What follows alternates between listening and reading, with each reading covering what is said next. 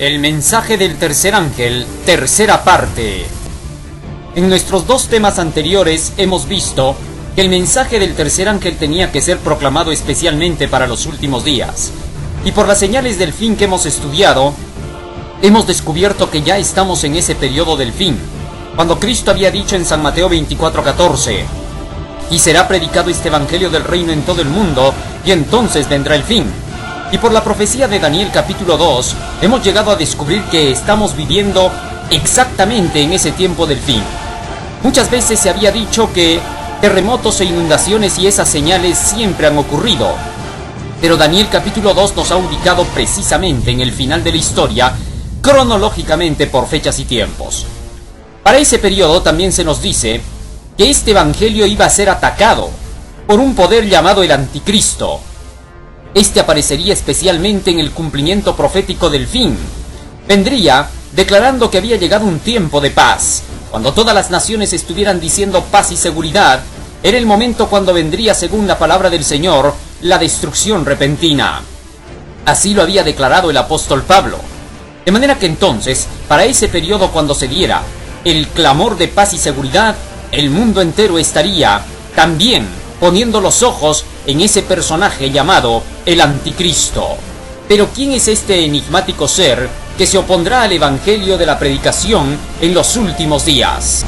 En el libro de Daniel, en el capítulo 8 y en el versículo 24, la Biblia nos habla acerca de este poder del Anticristo de la siguiente forma: su poder se fortalecerá pero no con fuerza propia, causará grandes ruinas y prosperará, hará arbitrariamente y destruirá a los fuertes y al pueblo de los santos, con su sagacidad hará prosperar el engaño en su mano, en su corazón se engrandecerá, y sin aviso destruirá a muchos, se levantará contra el príncipe de los príncipes, pero será quebrantado, aunque no por mano humana.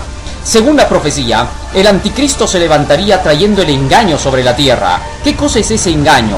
Ezequiel capítulo 13, versículo 10. Las escrituras declaran qué cosa es ese engaño. Dice: sí, por cuanto engañaron a mi pueblo diciendo paz, no habiendo paz. De manera que el Anticristo vendrá proclamando paz también al mundo. Y este será el engaño final, en el cual miles y miles de personas caerán con facilidad. Sin duda que estamos viviendo ya en ese periodo cuando el mundo entero está diciendo paz. Están siendo empujados por este poder del Anticristo, con el propósito de que el evangelio del Señor no sea proclamado como debe de ser. Esa falsa paz, según las profecías, que en 1 de Tesalonicenses 5, 2 y 3 dice que en lugar de esta vendrá destrucción, será promovida por el Anticristo, lo que significaría que ya estamos viviendo en el periodo en que éste está controlando la historia. En Daniel capítulo 8, versículo 12, leemos acerca de este poder cómo atacó la verdad durante la Edad Media, y a causa de la prevaricación le fue entregado el ejército junto con el continuo sacrificio, y echó por tierra la verdad e hizo cuanto quiso y prosperó. Echó por tierra la verdad. La verdad es la palabra de Dios. San Juan capítulo 17 versículo 17 dice: santifícalos en tu verdad, tu palabra es la verdad. Y en el libro de Efesios capítulo 1 versículo 13, el apóstol Pablo dice que la verdad de la palabra de Dios es el evangelio. En él también, vosotros habiendo oído la palabra de verdad, el evangelio de vuestra salvación. El apóstol Pablo le llama la palabra de Dios a la Biblia el evangelio de la salvación. Y es verdad, porque este evangelio está registrado desde el Génesis hasta el Apocalipsis. Toda la Biblia es el evangelio de Dios, la buena noticia de que tenemos un Salvador que va a rescatarnos del pecado y de los hombres impíos como el Anticristo y del mismísimo Satanás en estos últimos días. Ahora, por todo esto es necesario que tengamos que estudiar acerca de este poder. ¿Cómo es que actuará en estos últimos días? Porque perseguirá al pueblo de los santos y encima todavía destruirá aún a la gente que le apoye. No perdonará a nadie. Al Anticristo se le conoce con diversos nombres en la Biblia. Por ejemplo, en el libro de Apocalipsis capítulo 13, versículo 1 se dice lo siguiente de él: me paré sobre la arena del mar, y vi subir del mar a una bestia que tenía 7 cabezas y 10 cuernos, y en sus cuernos 10 coronas, y sobre sus cabezas un nombre blasfemo. Y la bestia que vi era semejante a un leopardo, y sus pies como de oso y su boca como boca de león. Y el dragón le dio su poder, su trono y su grande autoridad.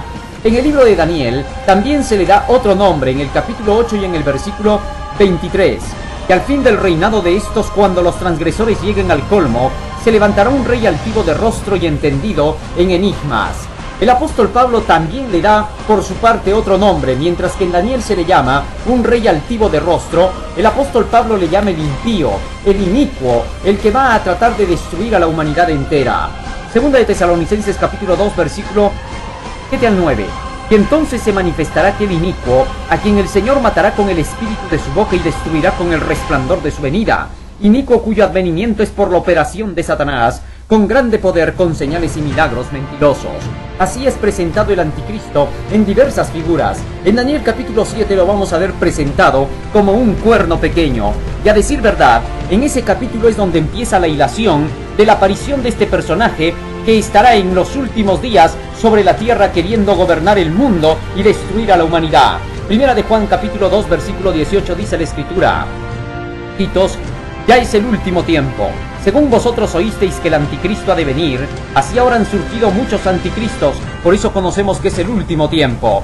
El último tiempo estaría marcado por la llegada y la aparición del anticristo, juntamente con una serie de anticristos que ya se habían visto en los días de Juan. Estos habían estado en guerra con la ley de Dios, y esa es una de las características del anticristo. Primera de Juan capítulo 2 versículo 22 dice: ¿Quién es el mentiroso sino el que niega que Jesús es el Cristo? Este tal es el anticristo, el que niega al Padre y al Hijo. Juan le llama el mentiroso al anticristo. ¿Por qué? Primera de Juan capítulo 2 versículo 3 y 4 dice: Y en esto sabemos que nosotros le conocemos, si guardamos sus mandamientos. El que dice yo le conozco y no guarda sus mandamientos, el tal es mentiroso y la verdad no está en él. Dice la Biblia aquí que los que no quieren seguir los mandamientos de Dios son los mentirosos, y luego dice que el anticristo es el mentiroso. De manera que entonces el anticristo debe atacar los mandamientos de la ley de Dios.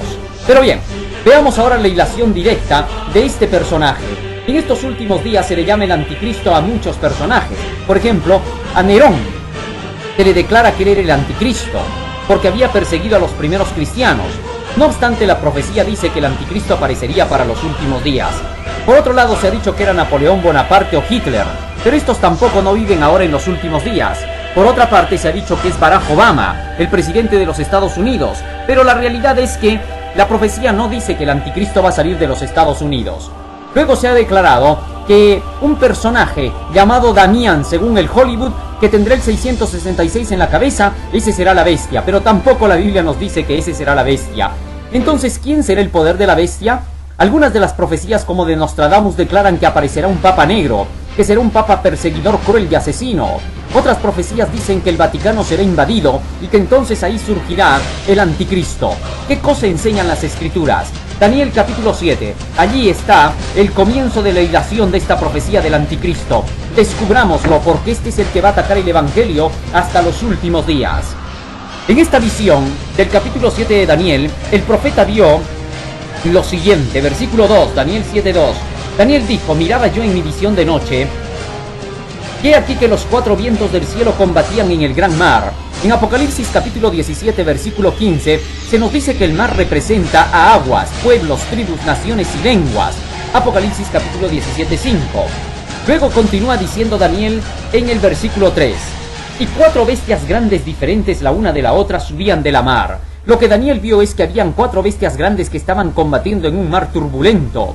Y de en medio de ese mar turbulento y de los combates, una a una iban surgiendo como imperios en la tierra.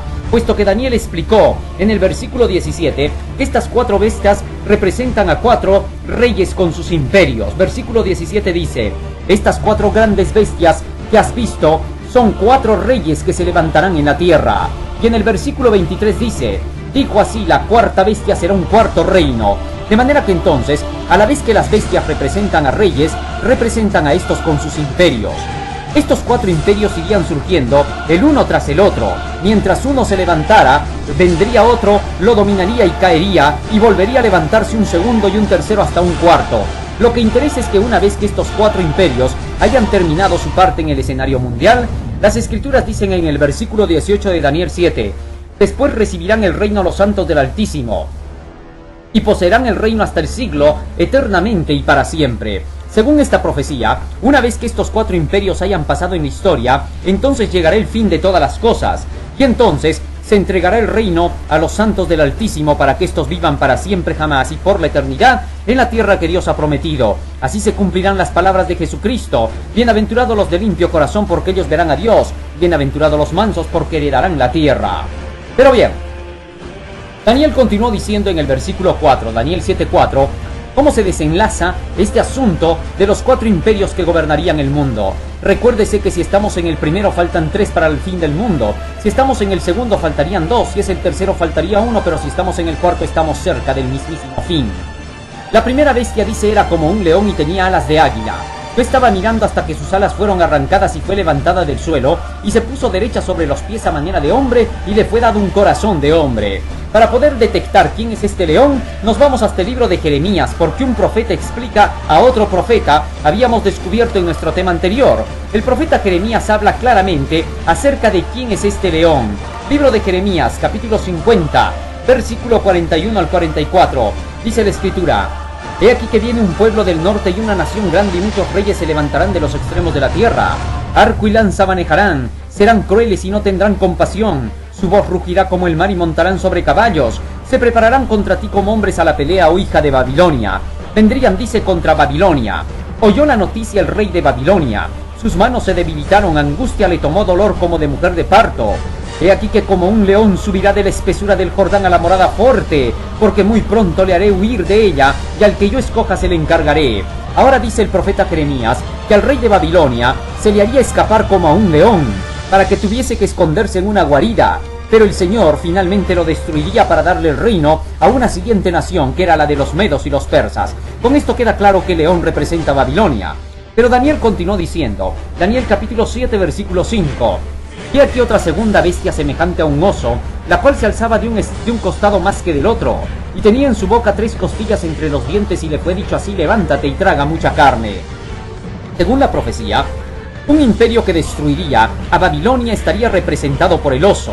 El imperio que destruyó a Babilonia, como acabamos de ver en el libro de Jeremías capítulo 50, fue el imperio de los medos y de los persas.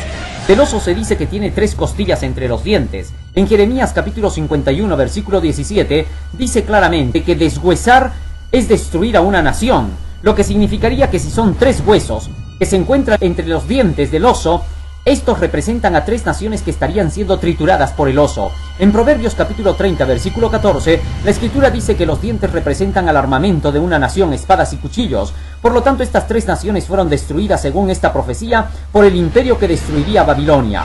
Bueno, los medos y los persas, para poderse convertir en una gran nación, en una potencia mundial, destruyeron primero a Egipto, luego a Lidia y obviamente a Babilonia. 3 naciones a las cuales exterminaron con el propósito de poder convertirse en una potencia mundial. Pero luego de eso dice en la profecía de Daniel que continuaría un tercer poder. Daniel capítulo 7, versículo 6.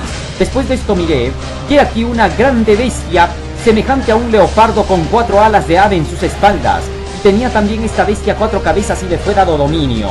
La tercera bestia está representada con un leopardo con 4 cabezas.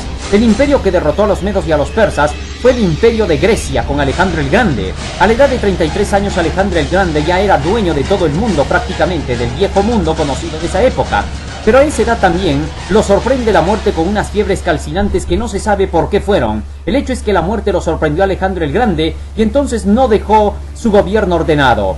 Y su esposa no podía gobernar, sus niños eran demasiado pequeños y 4 de sus generales, Casandro, Seleuco, Ptolomeo y Lisímaco, finalmente después de combates terminaron dividiéndose el imperio entre los 4. Así es como Grecia quedó fraccionada en 4 partes y así se cumplen las 4 cabezas de leopardo. Pero eso no es todo. Daniel continuó diciendo en el versículo 7, Daniel 7:7. Después de esto yo miraba en las visiones de la noche, y he aquí que la 4ª bestia, espantosa y terrible y en grande manera fuerte, la cual tenía unos dientes grandes de hierro, devoraba y desmenuzaba y las obras hollaba con sus pies, y era muy diferente de todas las otras bestias que vi antes de él, y tenía 10 cuernos. Según Daniel, la 4ª bestia parecía ser un dragón con dientes de hierro. Esto significaría que este corto imperio tendría el armamento de hierro, porque ya hemos dicho que los dientes representan al armamento de una nación. El imperio que en realidad utilizó el hierro para su armamento fue Roma. Roma derrotó a Grecia en el año 168 a.C. en la batalla de Pydna, cuando Paulo Emilio derrota a Perseo de Macedonia. Y luego dice de este imperio que tendría 10 cuernos sobre su cabeza. ¿Qué cosas son estos 10 cuernos? Daniel capítulo 7 versículo 24 explica así: los 10 cuernos significan que de aquel reino se levantarán 10 reyes. Sin duda, Roma es el imperio que, como hemos visto en nuestro tema anterior, se dividió en 10 reinos, en los 10 dedos de los pies de la imagen. Ahora son 10 cuernos. Estos son los 10 reinos bárbaros, de los cuales ya habíamos hecho alusión. Dice más aún de este versículo 24: tras ellos se levantará otro reino, el cual será diferente de los primeros, y a 3 reyes derribará. Vendría otro imperio, y este imperio dice que derribaría a 3 de los reyes de los bárbaros para constituirse en potencia mundial, y sería distinto de los anteriores. Bueno, las 3 naciones que cayeron según la historia universal fueron los érulos, vándalos y ostrogodos. Estos 3 reinos eran arrianos. Arrianos porque seguían las doctrinas de un tal Arrio. Arrio fue un ex sacerdote católico que fue expulsado de la Iglesia Católica por haber estado enseñando según la Iglesia herejías. Una de sus herejías era decir que Jesucristo no era Dios. Sin duda las Escrituras enseñan que Jesucristo sí es Dios, que Él es Padre eterno y Príncipe de paz, Isaías capítulo 9 versículo 6. De manera que entonces, las enseñanzas de Arrio sin duda no eran bíblicas. Pero sea lo que fuere, estas enseñanzas comenzaron a correr a través de estos reinos bárbaros. Y 3 de estos son los mencionados en la historia como que estaban en contra del catolicismo. Por esta razón es que el Papa inmediatamente tomó cartas en el asunto y buscó la ayuda del poder político para destruir a estos últimos 2 de entre los 3 reinos bárbaros que cayeron, vale decir los vándalos y los ostrogodos. Fue Justiniano, emperador de Roma, quien le dio entonces la mano al sistema del papado. Pronto, cuando fueron derrotados ambos, los ostrogodos al final en el año 538, que fueron expulsados de Italia, el Papa tomó el poder. Justiniano puso entonces a Virgilio I como Papa, y desde ese momento le declaró a él corrector de los herejes, porque el Papa entonces comenzaría a oponerse a toda la herejía. Desde ese tiempo, las profecías indican qué cosa ocurriría. Daniel capítulo 7 versículo 25: que hablará palabras contra el Altísimo, y a los santos del Altísimo quebrantará. Pensará en cambiar los tiempos, y la ley y entregados serán en su mano hasta tiempo, a mitad de un tiempo. Desde ese momento la Biblia entonces enseña que este poder del papado comenzaría a hablar palabras contra el Altísimo, y en efecto, el papado comenzó a hablar palabras contra el Altísimo, blasfemias contra Dios. En el libro de San Juan, en el capítulo 10 y en el versículo 30 y 33, se nos dice qué cosas son las blasfemias, qué cosa es hablar contra Dios e insultar al Altísimo. Versículo 30, Jesús en una ocasión dijo: yo y el Padre somos uno. Debido a esto, los judíos, en el versículo 33 dice que quisieron apedrearle. Le respondieron los judíos diciendo: por buena obra no te vamos a apedrear, sino por blasfemo, porque tú siendo un hombre te llamas como Dios. El hecho de que Jesucristo diga: yo y el Padre somos uno, había declarado que Él se llamaba Padre como Dios. Las Escrituras decían de Jesucristo en Isaías 9:6 que Él se llamaría Padre eterno, Príncipe de paz. Así que nada nuevo estaba declarando. No obstante, dentro de la creencia judía la blasfemia era llamarse como Dios. En el caso del Papa, al llamarse Santo Padre, se dio el título de Dios. San Mateo capítulo 23 versículo 9, Jesucristo dijo: y no llaméis Padre vuestro a nadie en la tierra, porque uno es vuestro Padre, el cual está en los cielos. Y en todo este capítulo Jesucristo se está refiriendo a asuntos meramente religiosos. No tiene nada que ver con la situación filial entre un padre y un hijo, para que un hijo le diga Padre a aquel que lo ha engendrado. En este caso se está hablando en sentido totalmente religioso, donde se está declarando que nadie puede llamarse Padre como Dios, porque solo hay un Padre, el que está en los cielos. Pero bien, el Papa entonces se dio este título. La palabra Papa significa padre, Mama significa madre en italiano. Por tanto entonces, con esto había cometido blasfemia este poder. El Papa tiene tanta dignidad y es tan exaltado que no es simplemente un hombre, Él es Dios en la tierra. Único soberano de los fieles de Cristo y comandante de los reyes, teniendo plenitud del poder. Lucius Ferraris, Pronta Biblioteca, Papa 2, volumen 6, página 25 a la 29. Y Dios mismo está obligado a regirse por el juicio de sus sacerdotes, y no perdonar o perdonar, dependiendo de si otorgan ellos la absolución, si es que el penitente cumple con lo estipulado para que así sea. Rigor y responsabilidades y derechos de los sacerdotes, página 27. Por ello el Papa es coronado con triple corona, como Rey del cielo y de la tierra y de las regiones inferiores, el infierno. Lucius Ferraris, Pronta Biblioteca, Papa 2, volumen 6, página 26. Inmediatamente se levantaron muchos hombres que estudiaban la Biblia Para poder llamarle la atención al Papa, así como en tiempos pasados, Dios había enviado mensajeros, profetas, para poder hacer recapacitar a los reyes cuando se equivocaban. Dios le envió al profeta Samuel al rey Saúl, pero no le hizo caso al profeta Samuel y el rey Saúl entonces fue quitado del reino. Pero otros reyes como David hicieron caso de la voz de los profetas. Natán el profeta le había ido a decir que había cometido adulterio con Betsabé y había asesinado a su esposo, y David se humilló y se arrepintió. Así también los grandes reformadores de la Edad Media fueron enviados para que el Papa recapacitara. Juan Hus y Jerónimo, dos hombres que eran estudiosos de la Iglesia Católica, grandes y reconocidos como maestros en teología e incluso puestos en los gobiernos de ese tiempo, le hicieron saber al Papa que se estaba equivocando al ir en contra de las Escrituras, al ponerse él como mediador entre Dios y los hombres, al haber instituido cosas que la Biblia no apoyaba. El caso, por ejemplo, de la excomunión por causa de la disidencia, porque habían personas que no compartían las creencias de Roma. Por otro lado, las indulgencias, el vender la salvación, todas estas cosas fueron asuntos de reclamo por estos personajes. Más adelante apareció Martín Lutero, Zwinglio, Calvino, Tyndale. Todos estos hombres llamaron la atención del papado para que él tuviera que dejar de hablar blasfemias contra Dios, de creer que él era el intercesor entre Dios y los hombres, y por el asunto de la excomunión y los abusos de la iglesia. Pero el Papa no les hizo caso a ninguno de estos, y según la profecía, contrario a eso, perseguiría a los santos del Altísimo. En el libro de San Juan capítulo 17 versículo 17, la Biblia dice: ¿quiénes son los santos? Santifícalos en tu verdad, tu palabra es la verdad. De manera que los santos son, según este texto bíblico, todos aquellos que se ciñen a las enseñanzas de las Escrituras. La palabra santificar significa separar, y por lo tanto, cuando dice santifícalos en tu verdad, tu palabra es la verdad, se está refiriendo a que los hombres llegan a ser apartados del mundo gracias a las enseñanzas de la palabra de Dios. Todo aquel que obedece la Biblia está siendo santificado por Dios y se puede contar entre aquellos de quienes se dice en Apocalipsis 14:12: aquí está la paciencia de los santos, los que guardan los mandamientos de Dios y tienen la fe de Jesús. Pero bien, dice que el papado perseguiría a todos estos que se llamaban los santos de Dios. En efecto, durante la Edad Media se le llamaba hereje a cualquiera que estudiaba la Biblia sin el consentimiento de la Iglesia y de los sacerdotes y dirigentes de ella. Sin duda que la Biblia se puede estudiar, cualquiera la puede estudiar, cualquiera la puede comprender, siempre que doble sus rodillas y pide el poder del Espíritu Santo para entenderla. Pero la Iglesia se había atribuido que ella era la única que podía interpretar las Escrituras, algo que la Biblia condena totalmente. Porque en el libro de los Salmos 119, versículo 130 dice: la entrada de tus palabras alumbra y hace entender a los más simples. Las Escrituras han sido diseñadas especialmente para que el mundo entero las pueda estudiar. Ahora están en mano de todos, como para que todos puedan comprender la verdad y puedan saber cuál es el camino que lleva a la vida eterna. Muy bien, durante todo ese periodo entonces se persiguió a estos hombres que se llamaban los reformadores, los que estudiaban la Biblia y llamaban la atención del papado para que se arrepintiera.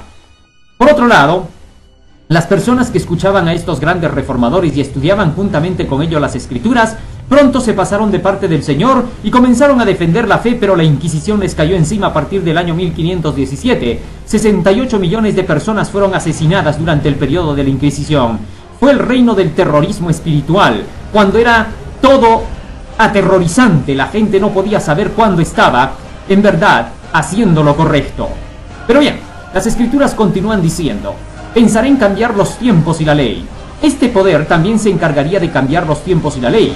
Fue en el año 321 con Constantino el Grande. Constantino el Grande, entonces emperador de Roma para dicha fecha, se había constituido como cabeza de la Iglesia Católica Romana y se había dado el nombre del Pontifex Maximus o Sumo Pontífice. De ahí es que vino ese nombre para todos los papas, porque antes se llamaban obispos. Este personaje, Constantino el Grande, decidió hacer un cambio en la ley por asuntos políticos y conveniencias políticas. Debido a las persecuciones que se estaban perpetrando de parte de los romanos contra los cristianos, pronto los cristianos estaban ganando adeptos entre los romanos y los romanos estaban matando romanos. Entonces Constantino buscó hacer un pacto con los judíos y les dijo que ya no los perseguiría, pero a cambio de una cosa, a los judíos cristianos claramente, a cambio de una cosa, a cambio de que estos aceptaran algunos pequeños cambios en la ley.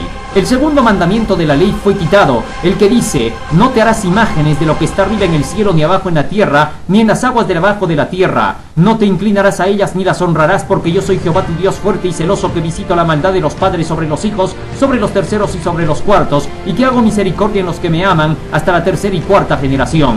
Este mandamiento prohibía por completo la idolatría, pero como Constantino adoraba al sol, la luna y las estrellas, y había hecho creer que se había convertido en cristiano cuando nunca se convirtió, porque hasta el final de sus días todavía Constantino estaba haciendo templos para el dios Sol, entonces este introdujo la idolatría. Introdujo a sus dioses. La reina Semiramis pasó a ser la Virgen María, el dios Júpiter pasó a ser San Pedro, el dios Tamuz pasó a ser nuestro Señor Jesús, y cada uno de sus dioses que él tenía, como lo eran los planetas, Urano, Neptuno, Saturno, Plutón, etc., les puso por nombre los nombres de todos los apóstoles. De esta manera es como el paganismo se introdujo en el cristianismo. Pero bien, luego Constantino cambió el cuarto mandamiento. En Éxodo 28 al 11 está registrado este cuarto mandamiento que dice: acuérdate del día del sábado para santificarlo. 6 días trabajarás y harás toda tu obra, mas el séptimo día es reposo para Jehová tu Dios. No hagas en él obra alguna, tú, ni tu hijo, ni tu hija, ni tu siervo, ni tu criada, ni tu bestia, ni tu extranjero que está dentro de tus puertas. Porque en 6 días hizo Jehová los cielos y la tierra. El cuarto mandamiento de la ley de Dios manda guardar el día sábado, pero Constantino, como adoraba el sol, guardaba el día domingo, dedicado al dios Sol Invictus. Pero este día domingo era dedicado al dios Sol, y por eso es que hasta el día de hoy, en inglés nosotros decimos Sunday al día domingo, Sun Sol Day Día, día del sol. De esta forma es como el domingo pasó a ser ahora el día de reposo. Pero la Biblia dice en el libro de Ezequiel capítulo 20 y en el versículo 12 y versículo 20 que el sábado era una señal entre Dios y su pueblo, y que por lo tanto debía de ser guardado para siempre como una señal perpetua. Dice así la Escritura, Ezequiel capítulo 20 versículo 12: les di también mis sábados que fuesen por señal entre mí y ellos, para que supiesen que yo soy Jehová que los santifico. Versículo 20: santificad mis sábados y sean por señal entre mí y vosotros, para que sepáis que yo soy Jehová vuestro Dios. Y en Éxodo capítulo 31 versículo 16 y 17, el Señor dice que el sábado es una señal perpetua, para siempre. De esta manera, el sábado es presentado en la Biblia como el sello de Dios. En el Nuevo Testamento, el apóstol Pablo dice que es el Espíritu Santo el que pone el sello. Efesios capítulo 4 versículo 30 dice: no contristéis al Espíritu Santo con el cual fuisteis sellados para el día de la redención. De manera que el Espíritu Santo pone el sello del sábado en aquellos que son creyentes del Señor. Pero Constantino cambió el sábado por el domingo, quitó el sello de Dios y en su lugar puso la marca de autoridad de Roma, el sello de Roma, el domingo, la marca de la bestia según las Santas Escrituras. De eso hablaremos un poco más adelante. Ahora bien, las Escrituras todavía dicen que este poder tendría la oportunidad de ser llamado al arrepentimiento durante 3 y medio tiempos y que finalmente caería. En la Biblia, 3 y medio tiempos equivalen a 3 y medio años. En el libro de Apocalipsis capítulo 12 versículo 14 se nos dice que esos 3 y medio años en realidad deben ser contados como 1260 días. Allí se vuelve a mencionar tiempo, tiempos y medio tiempo. Y le fueron dadas a la mujer 2 alas de la grande águila, para que de la presencia de la serpiente huyese al desierto, donde es mantenida por un tiempo, tiempos y la mitad de un tiempo. Ahí está otra vez mencionada esta frase: tiempo, tiempos y medio tiempo. En el versículo 6 del mismo Apocalipsis 12 se nos dice a cuánto equivale tiempo, tiempos y la mitad de un tiempo. Dice la Escritura: y la mujer huyó al desierto, donde tiene lugar preparado por Dios para que allí la mantengan por 1260 días. Sin duda que 1260 días equivale a 3 y medio tiempos. Si sacamos la cuenta, cada año, como son 3 años y medio, dentro de lo que se está mencionando tiempo, tiempos y la mitad de un tiempo, cada año entre los judíos tenía 360 días. 3 años y medio serían 1260 días exactamente. Pero según la clave profética de Ezequiel capítulo 4 versículo 6, se nos dice que los días debemos de contarlos como años. Y cumplidos estos te acostarás sobre tu lado derecho segunda vez, y llevarás la maldad de la casa Judá 40 días. Día por año te lo he dado. De manera que entonces, aquí la palabra del Señor declara terminantemente que debe de contarse la profecía día por año. No hay otra forma de poder contarla. Así que si son 1260 días, en realidad serán 1260 años. Según esta profecía, el papado tendría 1260 años para arrepentirse, cuando se le llamara la atención a través de los mensajeros de Dios. En el año 538, como habíamos dicho, cayeron los ostrogodos, expulsados por Justiniano. Los ostrogodos no estaban preparados para poder enfrentarse con el ejército de Justiniano. De manera que entonces, cuando se enteraron que el ejército de Justiniano, a través de Belisario, el general de Justiniano, venía para poder enfrentarlos, estos inmediatamente abandonaron Italia y huyeron y se fueron. De esta manera fue como Justiniano tomó entonces Italia y le entregó la silla pontificia al papado. Contando desde ese año 538 después de Cristo, 1260 años más tarde vendría a ser el año 1798. Para dicha fecha tendría que caer el papado según la profecía. En efecto, en ese año Napoleón Bonaparte toma preso al Papa Pío VI, lo deporta hasta Valencia en Francia, donde por el maltrato que se le dio, muere entonces el Papa Pío VI. Y una vez que muere Pío VI, Napoleón Bonaparte pone como Papa a Pío VII, pero ahora el Papa estaba bajo el poder de Francia, recibía el sueldo todo el clero de parte de Napoleón. Más aún, se le quitó los estados pontificios del Vaticano, se le quitaron las riquezas, así que entonces la Iglesia quedó sin autoridad y sin poder. Así se cumplieron los 1260 años exactamente, y este poder del papado cayó. Las escrituras continúan diciendo qué ocurriría después de esto. Daniel capítulo 7, nos toca ahora el versículo 26. Dice la escritura: pero se sentará el juez y le quitarán su señorío para que sea destruido y arruinado hasta el extremo. Según las escrituras, se sentaría el juez, es decir, Dios, y le sería quitado el reino al poder del papado para ser arruinado y destruido hasta el extremo. Mientras el juez se sentara, que fue después de 1798 que empezó el juicio en el cielo, ahora sería juzgado este poder y sentenciado. Y el versículo 27 sigue diciendo: y que el reino y el señorío y la majestad de los reinos debajo de todo el cielo les ha dado al pueblo de los santos del Altísimo, cuyo reino es reino eterno, y todos los señoríos le servirán y obedecerán. Según esta profecía, pronto el papado tendría que ser arruinado y destruido hasta el fin. Quiere decir que todavía existirá hasta el mismo fin del tiempo. En nuestra próxima profecía de Apocalipsis capítulo 13 vamos a descubrir cómo es que el papado vuelve a resurgir, cuándo vuelve a resurgir y de qué manera gobernará el mundo en estos últimos días como el poder del anticristo. Según la profecía, cuando el anticristo haya subido al dominio mundial, mañana voy a profundizar más en eso, entonces habrá llegado el fin de la historia. Mire lo que va a ser el fin de la historia. Mírelo bien. Eso es lo que va a ocurrir.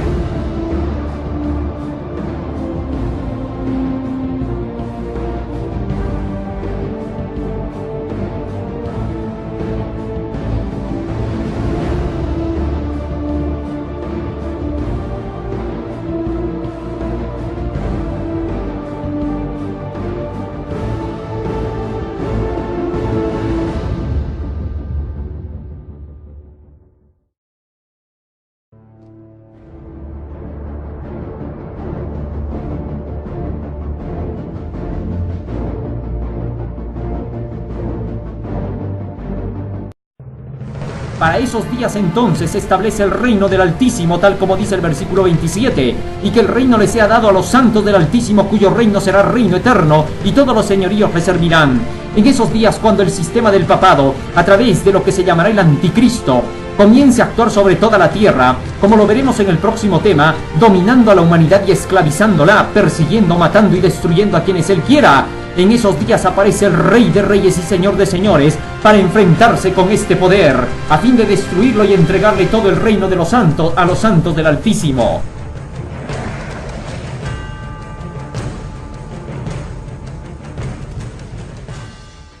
Cristo Jesús tiene que venir a ordenar las cosas.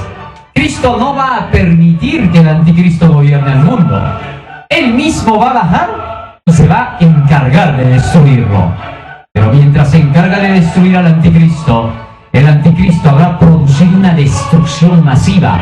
Habrá matado al 90% de la humanidad.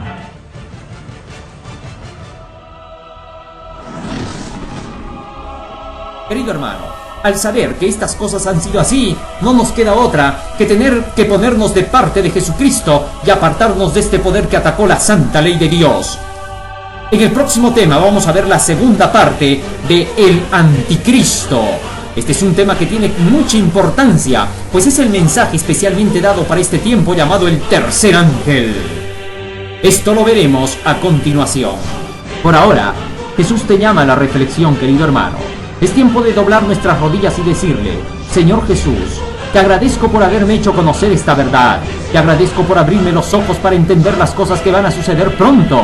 Y cuando tú vengas como Rey de Reyes y Señor de Señores, quiero estar entre aquellos que estarán siendo llevados para el reino celestial. Que Dios te bendiga, querido hermano. Amén.